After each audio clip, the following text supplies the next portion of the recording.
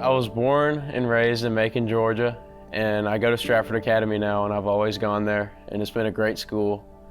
And my parents, they've always been separated, but they're both really supportive of me, and they love me, and they always encourage me. And it's just awesome to have parents like that, because some kids don't have parents like that. Growing up, I grew up in a Christian household. I had both my parents, they both loved me, but my favorite relationship was definitely with my grandma. I felt like I had to be this perfect Christian all the time, but in my grandma's house, I didn't have to be perfect. I could just be me. Tennis was a big part of my life. I would go every single week and play that, and I was quiet there. I was quiet at school. All my friends thought of me as the quiet kid. They were like, oh, when I spoke up, they'd be like, oh my gosh. And I felt like I didn't really have a voice, and I often got passed over. So growing up, I did all the sports. I was in softball, I did cheerleading. I had all these friends. I went to all the church events. Every time that there was an event at the church, I was there. But even though I was in the building, I wasn't present. I still felt like something was missing. And since I did theater and all these things, the saying was always fake it till you make it.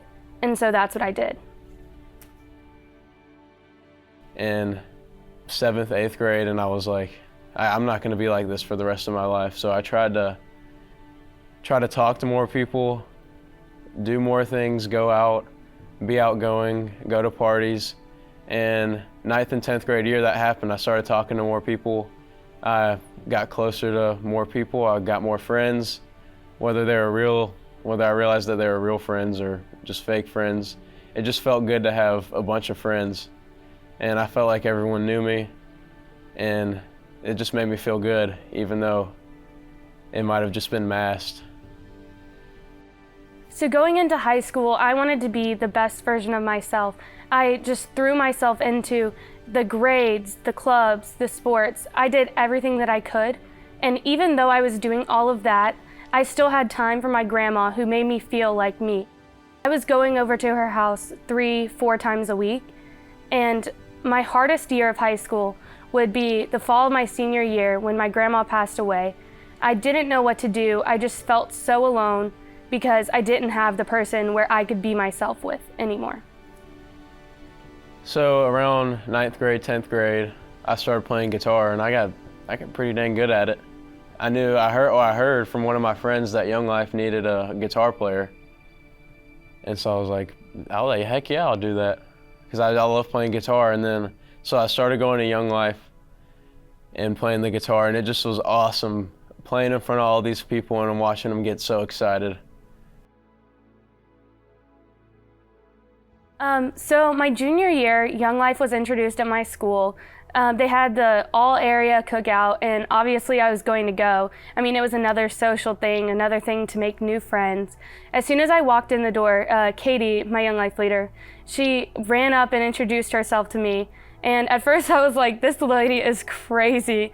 But then I was just glad to have someone want to know me personally. And she kept pursuing me no matter what, no matter how many clubs I missed, she made me feel known.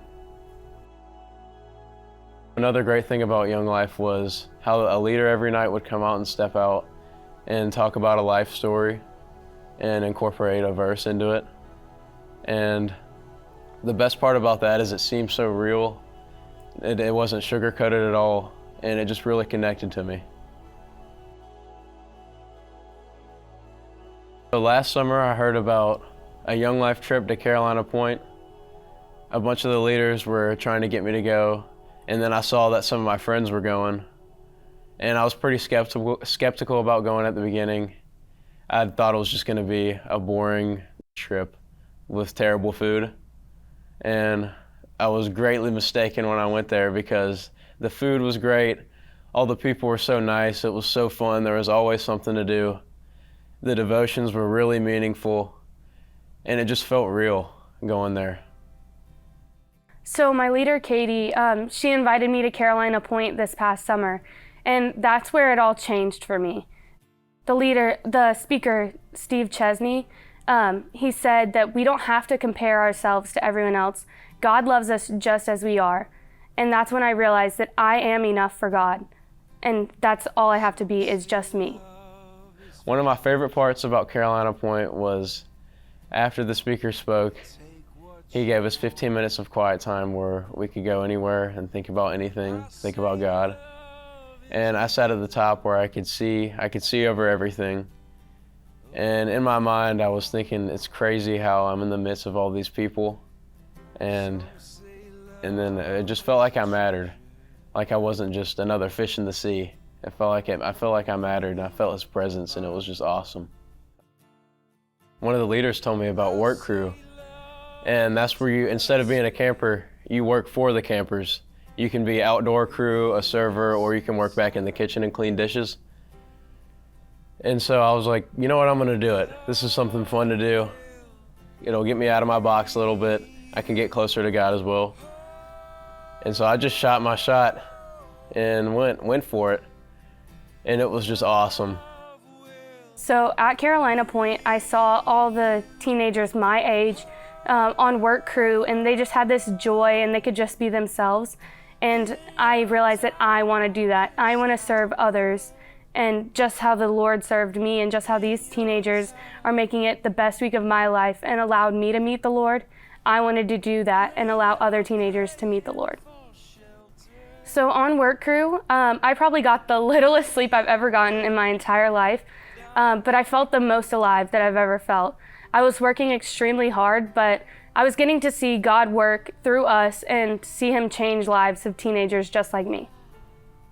Every morning at 7 a.m., it was tough getting up at 7 a.m., but every morning at 7, we'd wake up, and then at 7:30 we'd have devotion.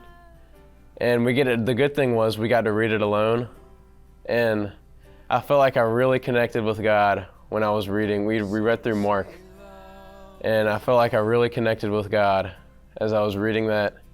And I can't really describe it, but I just felt good when I was out there just reading it. I feel like the words really connected to me, and it was just awesome. What I learned on work crew most was that I need that community, that God-centered community. And I'm heading to Georgia Southern in the fall, and I'm already signed up for Young Life. I'm super excited to have that community down in Statesboro. So through Young Life, I think that God has taught me that I don't have to be everything to everyone, that he loves me just the way I am. One way I've experienced God through Young Life is I've begun to understand that you can't do this all alone.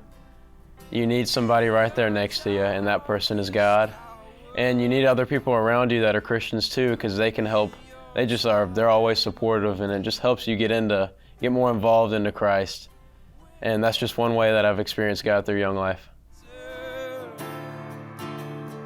When you're begging down on your knees, love will bring you home.